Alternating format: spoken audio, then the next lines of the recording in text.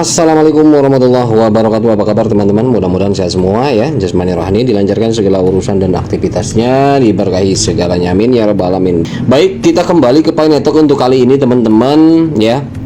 Ini di website namanya mynepi.com ya teman-teman. Silakan dibaca saja. Di sini diberi judul ya, pengumuman jaringan, rencana jaringan terbuka Pi. Nah, ini saya sudah translate ya teman-teman. Silakan untuk lebih memahami lagi, saya harapkan baca ulang nantinya. Nah, saya hanya mengulas sedikit saja. Dengan senang hati kami umumkan bahwa kami bermaksud memasuki periode Open Network Mainnet 2024 jika, nah ini ada jika tiga kondisi berikut terpenuhi. Nah, memang di sini dikatakan tidak ada tanggal pasti yang ditetapkan. Ketiga kondisi penting ini tergantung pada upaya kolektif para pionir, pengembang komunitas, dan tim inti, artinya pionir kita. Pengembang komunitas mungkin di sana developer daripada platform-platform yang akan mengusung daripada jaringan Pi Network ke depan. Kemudian tim inti jelas core team ya. Selain faktor eksternal yang tidak dapat dikendalikan. Kalau untuk eksternal tidak dapat dikendalikan ya, dan mereka juga tidak punya hak. Core team itu nggak punya hak mengatur eksternal. Seperti apa? Seperti bursa mungkin yang memasang harga dan lain sebagainya, itu di luar kendali ya. Jadi mereka juga ya nggak ngurusin kayak gitulah, pusing lah, kebanyakan ngapain gitu loh. Intinya mereka fokus saja pada project supaya tujuan goal daripada Open Network ini terpenuhi. Ya, kondisi tersebut didasarkan pada tujuan dan strategi jangka panjang Pi Network dan mempertimbangkan kelayakan pencapaiannya dalam tahun 2024. Ini baru goal ya. Di sini ada 2024 goals ya. Nah, ini syarat-syarat yang mungkin kesekian kalinya kita ulas ya. Tempo hari juga sudah beberapa kali core team sampaikan di websitenya, termasuk juga di video yang disampaikan oleh Nicholas. Mereka pun tidak bosan untuk mengingatkan ya, termasuk juga mining, KYC dan sebagainya. Syarat-syarat terwujud jaringan terbuka 2024. Yang pertama, kondisi yang pertama, ada 3 kondisi. Kondisi yang pertama adalah selesaikan pekerjaan persiapan jaringan terbuka apapun dalam teknologi. Ini bagian core team ya. Teknologi, produk ya, ini berhubungan dengan developer ya, developer aplikasi lain. Kemudian bisnis ya, segi bisnis API antar aplikasi dan lain sebagainya. Dan hukum dengan mengikuti strategi Pi Network yang konsisten. Hukum di sini adalah pematuhan hukum yang memang sejak awal dibangun proyek ini harus mematuhi hukum ya. Hukum bukan hanya di regional tertentu saja, tetapi secara global teman-teman ya. Ini saya tidak bacakan karena panjang, teman-teman silakan baca. Saya hanya poin-poin utama daripada 3 kondisi ini. Kemudian kondisi yang kedua yang harus dicapai adalah tujuan berikut dalam jaringan, KYC dalam jaringan, kemudian migrasi dan pembuatan utilitas. Nah, yang tiga macam ini ya, kondisi 2 ini ada 3 macam juga nih. Yang pertama KYC, kemudian migrasi, kemudian utilitas gitu loh. Nah, jadi yang 3 utama dalam kondisi 2 ini harus terpenuhi. KYC ada targetnya, tempo hari sudah diulas berapa juta harus sampai. Kemudian migrasi harus sekian juta pionir ya minimal. Walaupun yang belum itu bukan berarti ini kan, karena memang sudah disampaikan bahwa kita dikasih waktu nih untuk menyelesaikan KYC dan dapat migrasi sebelum 31 Desember diperpanjang kan. Dan pembuatan utilitas, makanya saya sampaikan bahwa ketika orang meyakini bahwa 31 Desember itu clear semua dan akan menikmati, itu salah kalau menurut saya pribadi loh. Ya kan, orang berbeda. Kalau menurut saya 31 Desember itu hanya goals timing terakhir ya, timing terakhir untuk menyelesaikan semuanya, bahwa disitulah nanti akan diambil langkah untuk Open Network. Nah, ketika kita lihat progresnya baru-baru ini ya teman-teman, silahkan dicek aja di explore-nya sudah berapa yang migrasi dan lain sebagainya. Nah, sudah kira-kira dalam 1 bulan ini terpenuhi tidak? Ini kan sudah dikasih waktu sampai 31 Desember untuk yang belum KYC. Ya, ada teman saya yang jauhan di sana ya, ikut, tapi ketika KYC sampai saat ini masih meremehkan. Ya sudah, berarti akunnya jangan mengharapkan untuk menghasilkan, karena akan burning, akan terbakar dan ya percuma gitu loh. Walaupun ada koin berapapun di sana, kalau tidak melakukan KYC ya. Tapi setidaknya kalaupun belum lolos, kalau sudah melakukan KYC, misalkan kalau untuk tentatif teman-teman gak usah khawatir. Lagi-lagi saya sampaikan, untuk tentatif itu nggak perlu khawatir karena memang itu sudah 50%. Dan bulan ini yang tentatif itu akan all open ya, atau all lolos ya, semuanya semuanya akan lolos yang tentatif. Jadi tenang aja, nggak usah khawatir. Waduh, saya tentatif masih begini. Belum juga migrasi, itu proses bagian core team. Nggak perlu khawatir kalau yang tentatif. Yang dikhawatirkan adalah akun yang belum melakukan KYC. Melakukannya gimana? Artinya menyerahkan KTP, ya, kemudian verifikasi muka, isi data dan segala macam. Syarat-syarat KYC itu belum dilakukan. Nah, itu perlu khawatir. Maka karena akunnya otomatis nanti sudah tidak akan bisa digunakan lagi. Begitu maksudnya. Tapi kalau yang sudah melakukan KYC under review misalkan kan, kemudian tentatif dan sebagainya, itu nggak usah khawatir, itu bagian core team nanti penyelesaiannya. Kendati pun memang tanggal 31 sudah sampai dan dibuka, ternyata sampai open network yang belum ter-KYC tetapi sudah mengajukan KYC, itu saya melihat bahwa masih aman. Karena kenapa? Prosesnya akan terus berlanjut. Hanya satu yang saya bilang, yang saya pahami hanya satu yang dikhawatirkan adalah yang belum pernah mengajukan data untuk diverifikasi mengisi KYC, itu saja. Selain daripada itu aman lah. Nah, atau misalkan ada satu lagi, misalkan sudah mengajukan tetapi ditolak. Nah, ini perlu perbaikan. Ya, perlu perbaikan data. Artinya apa? Kalau misalkan memang kita ada bagian apa nih, kok bisa ditolak? Kita ajukan banding di sana. Ajukan banding, nama dicek sama atau tidak, foto KTP dengan selfie-nya orangnya sama atau tidak. Ada kemarin saya menemukan ketika memvalidasi KTP laki-laki, verifikasi muka perempuan. Nah, ini ya maaf, saya tolak gitu loh. Hal-hal semacam kayak gitu kan nggak sinkron. Nah, dikhawatirkan nanti disalahgunakan dan sebagainya gitu. Dan kita juga sebagai validator nanti akan terbaca ketika meloloskan seperti itu, sistem di sana juga akan mereview ulang. Oh, ini validator nggak bener nih, gitu kan. Jadi akhirnya kita kena pengurangan nilai sebagai validator lah, seperti itu ya. Oke, kemudian yang masih kondisi 2 ini kan migrasi. Migrasi juga saya coba lihat teman-teman saya ya yang kemarin referral saya sudah beberapa yang sudah termigrasi ya. Sudah termigrasi, sudah terima, sudah lolos semua dan ya alhamdulillah gitu. Dan untuk migrasi di bulan ini yang didahulukan adalah akun-akun yang memang belum pernah migrasi di tahun 2021 ya. Itu yang harus dipahami. Kok saya nggak ada migrasi lagi, sementara ini yang baru kok migrasi. Nah, ini yang harus dipahami. Jadi langkah daripada core team yang saya pahami adalah migrasi untuk di awal bulan Desember ini itu didahulukan migrasi akun-akun baru yang belum mengalami migrasi. Nah, yang pernah mengalami migrasi kemarin terima koin ya kita itu belum, itu jatuhnya golongan migrasi kedua. Nah, ini sekarang adalah migrasi pertama dulu bagi akun yang baru. Itu yang harus kita pahami. Jadi jangan sampai kok ini baru daftar langsung migrasi. Kita yang udah lama baru migrasinya kapan lagi nih, padahal udah. Nah, ini yang harus dipahami ya. Kemudian pembuatan utilitas, jelas pembuatan utilitas kan tidak semudah yang kita pahami. Asal bikin, asal nyantol, asal integrasi selesai, udah nggak bisa begitu tahapannya. Teman-teman kalau mengikuti PCM, P-Chain Mall aplikasi penambangan PCM ini, prosedur dan prosesnya itu luar biasa. Step untuk integrasinya itu benar-benar nggak bisa sembarang dan nggak bisa asal ya, termasuk sampai ketemu nanti API-nya karena itu menyangkut daripada transaksi. Jadi nggak bisa asal, teman-teman harus memaklumi, harus memahami bahwa utilitas pun untuk integrasi dengan Pi tidak semudah yang kita bayangkan. Kita bukan programmer, tetapi bagian mereka lah developer yang memang lebih memahami. Itu juga perlu proses, kita harus memahami, harus mengerti itu. Jadi nggak bisa misalkan sejauh ini katanya mana aplikasi belum banyak yang begini macam. Saya selalu sampaikan termasuk di grup juga, transaksi di aplikasi secara online apalagi cross border ya, kita transaksi pembelian ke luar negeri ya, kita order ke luar negeri jangan dulu sebelum open network. Karena kenapa? Karena ketika kita kirim koin kita itu banyak laporan ke saya, bukan hanya 1-2 akun yang memang akhirnya itu barang tidak dikirim, koinnya hilang. Mending seperti itu, bagaimana kalau kena hack langsung? Karena kita misalkan di platform tertentu menempelkan frase, akhirnya tiba-tiba koin kita hilang. Ya jangan salahkan core team. Ya, jangan salahkan core team, itu adalah kecerobohan kita. Itu untuk utilitas ya. Jadi kita perlu pahami juga, artinya utilitas pun butuh proses. Ketika nanti open network pun akan banyak utilitas yang belum terintegrasi, itu harus tetap hati-hati. Jadi langkah kita adalah nanti tetap kita harus pilih. Ini reminder dari saya bahwa yang saya pahami nih, ini kan kita sharing aja teman-teman ya.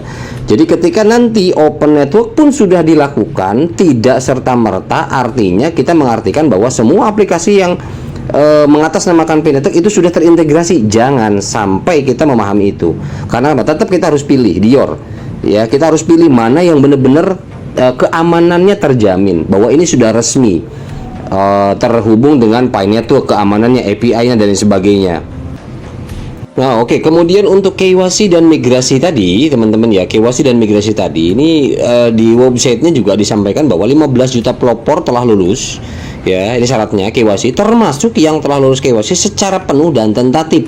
Di sini dikatakan bahwa di sini tentatif itu terhitung, teman-teman.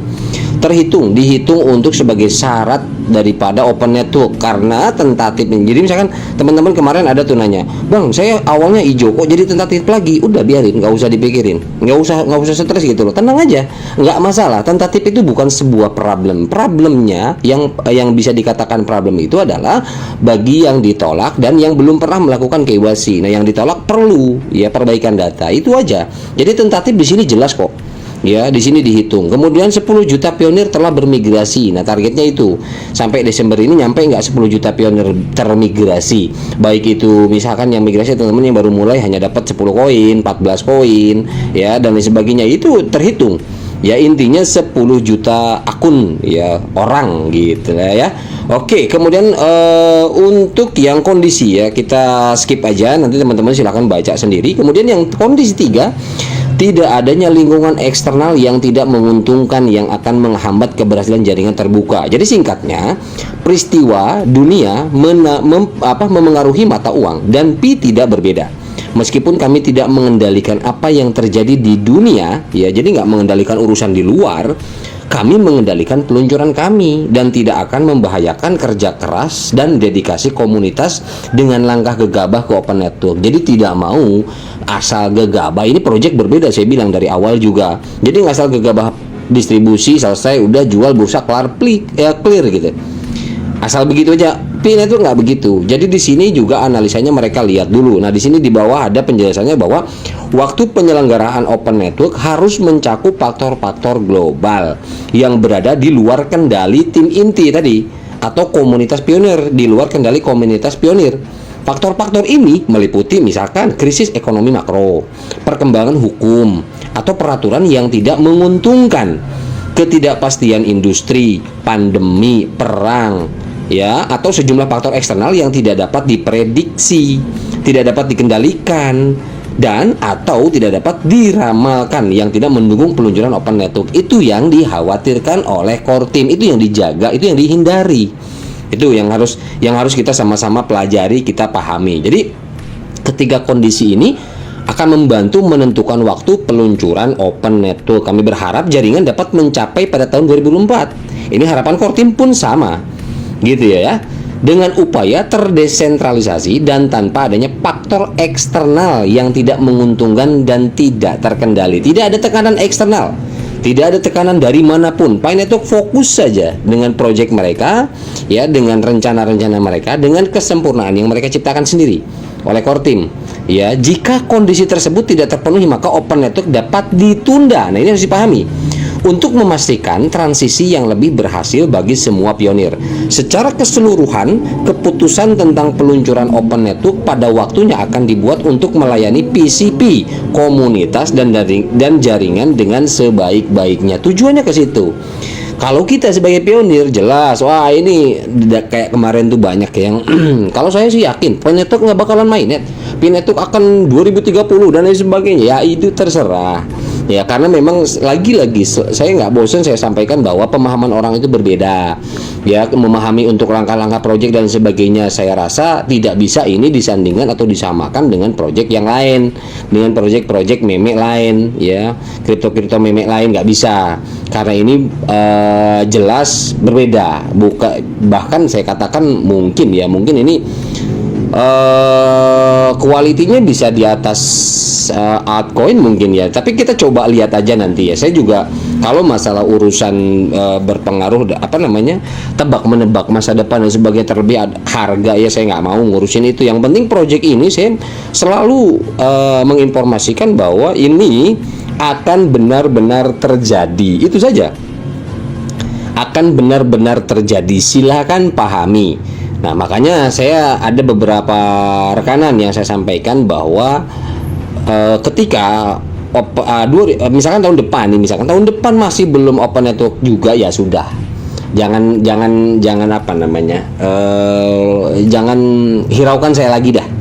Gitu loh. Karena kenapa? Karena saya melihat bahwa 2025 ini ya waktu terakhir ya, 2025 ini waktu terakhir yang bisa dikatakan mungkin masih terhitung tepat. Walaupun tahun ini memang tepat ya, ketika memang open, tetapi kan ada hal-hal yang belum tercapai. Ini yang tadi yang kita bahas. Nah, di paling bawah teman-teman, ini perlu dipahami juga. Nah, ini pertanyaan yang dilontarkan oleh banyak orang dan Kortim pun mengatakan, apakah ada jaminan bahwa open network akan terwujud pada tahun 2024? Tidak jawabannya. Di sini kan jelas.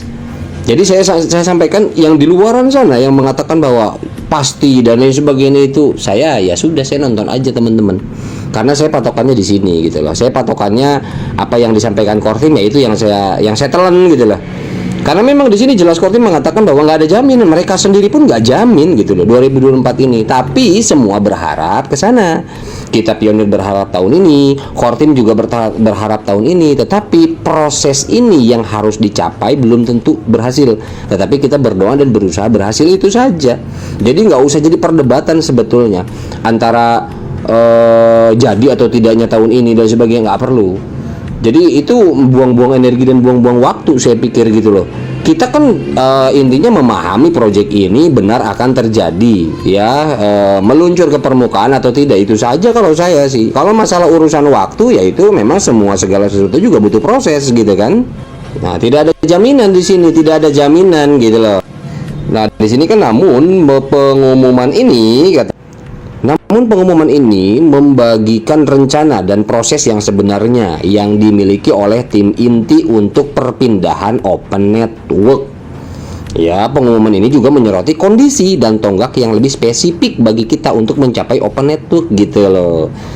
Dan siapa dan apa yang menjadi pendorong utama di balik kondisi dan tonggak tersebut ya.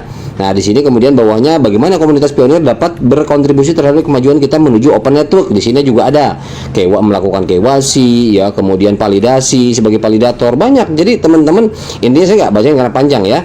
Intinya teman-teman silakan aja, yang kita bergerak, kita membantu adalah untuk developer mungkin utilitasnya. Ya, ini harus disiapkan, diikuti apa peraturan-peraturan yang diberikan oleh Kortim ya, agar terintegrasi dengan baik ya, aplikasinya, platformnya. Kemudian pionir juga KYC dan validator, memvalidasi, itu aja sebetulnya. Jadi kalau dibilang nggak sabar, jelas memang wajar, manusia semua, siapa sih yang sabar, yang yang rata-rata ya inginnya cepat gitu loh. Mungkin ya kalau yang sabar ya sabar gitu kan, yang ngegerutu terus gitu loh. Makanya saya ingin memperhatikan atau melihat orang yang benar-benar ngomel mulu gitu loh, ketika nanti menikmati hasilnya apa yang dia katakan gitu loh. Saya kadang penasaran, ngomel mulu misalkan bertahun-tahun ngomel mulu. Nah, saya pengen tahu ketika memang saatnya nanti merasakan, menikmati hasil daripada perjuangan Kortim menyediakan platform ini untuk kita tambang. Ya, ketika dia nikmati, ada perubahan misalkan dalam hidup dia atau bagaimana lah, intinya ada yang dia rasakan. Saya ingin apakah masih tidak bersyukur juga atau masih ngomel juga gitu ya. Nah, jadi saya mengimbau bahwa mengajak teman-teman bahwa yuk kita bawa relax aja, bawa santai aja. Selalu teman-teman saya baca di komen, yang penting saya klik petir. Nah, itu udah cukup lah, simple ya. Fokus klik petir, selesai. Udah, kita ikutin aja. Tetapi ikutin di situ juga bukan asal-asalan. Tentunya kita lihat daripada regulasi Pi Network, KYC-nya. Kita sebagai validator memvalidasi kalau sempet ya. Setidaknya satu orang memvalidasi ya 10, 50 kan lumayan kan gitu ya. Artinya mempercepat, bantu gitu. Di sini juga banyak ya. Mengapa tujuan KYC dan migrasi dapat dicapai oleh dan terutama tergantung pada komunitas. Ini udah sering dibahas lah. Intinya memang kuncinya di situ. Kalau KYC tidak terpenuhi 15 juta ya kita harus memperjuangkan itu ya. Apa tujuan KYC juga, atau misalkan mengapa ada penundaan untuk beberapa akun. Nah, ini teman-teman silakan dibaca penundaan untuk beberapa akun seperti yang dikomunikasikan dalam white paper Desember 2021 dan banyak pengumuman KYC ya. Tujuan KYC adalah memastikan integritas jaringan dengan mencegah akun palsu ya, pelanggar kebijakan. Intinya adalah yang penundaan itu berarti ada data ya, ada data yang dirasa kurang sinkron, dicek dulu nama dengan KTP sama atau tidak, verifikasi muka dengan itu dengan apa foto KTP-nya sama atau tidak. Hal-hal semacam itu kita tidak bisa remehkan ya. Jadi jangan salahkan Kortim juga, mereka itu membantu bagaimana betul-betul memvalidasinya seakurat mungkin bahwa real data, real manusia, real orang. Itu aja sebetulnya, karena tidak ada tuh yang namanya inginnya mungkin bersih daripada akun-akun nipu. Akun-akun nipu ya mungkin si A, padahal si A-nya misalkan mukanya bikin dari robot atau apalah ya, misalkan seperti itu diakali. Nah, terutama yang di ban itu ya, ada yang di banned itu adalah dalam satu handphone beberapa akun Pi, itu udah jelas kalau ketahuan ya, kalau ketahuan terdeteksi udah langsung ban semua.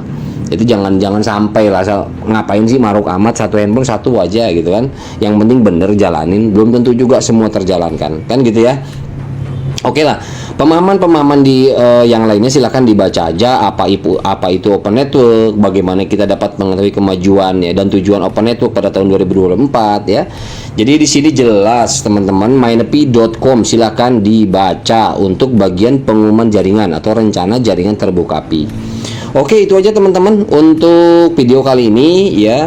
Mudah-mudahan informasi ini bermanfaat dan mampu memperjelas teman-teman sharing dengan saya, karena ada beberapa hal yang misunderstanding di luar sana, termasuk juga sampai saat ini, detik ini pun banyak yang masih menertawakan, masih mencemooh. Ya itu oke, never mind, pionir atau tidak ya silahkan, karena memang lagi-lagi saya katakan, bagi yang mengikuti channel saya dari awal, untuk yang satu ini Pi Network, saya bisa memastikan sejak awal juga ini adalah project yang akan real, walaupun memang mungkin makan waktu beda dengan project lain gitu teman-teman ya.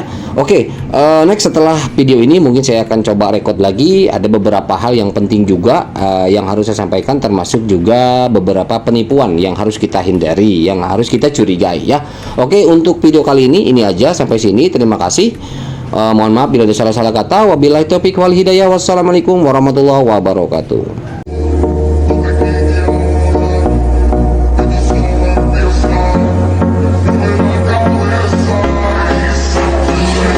Here are some of the most popular nutritional supplement products on the market and how Live Good compares. You've got AG1, $99, non-organic. You don't even know what's in the product. Here's another one, $59, not even close to organic. Higher quality, USDA certified organic. Live Good Super Greens, just $24 retail, $18 for members. You guys have seen this one, Super Beets. One ingredient, not even organic, probably cost $3 to make. They're selling it for $40. This is the highest quality cardiovascular health product ever created, USDA certified organic. Live Good Super Reds. How about Momentous, one of the better known nutritional supplement brands out there? This is their creatine. They sell it for $40. This is our higher quality creatine plus HMB for brain health. Just $24.95 retail, $19.95 for members. How about Thorne? You hear about them a lot. They're spending a ton of money trying to get their name out there for low quality products. This is their whey protein isolate, $62 for 30 servings, over $2 a serving.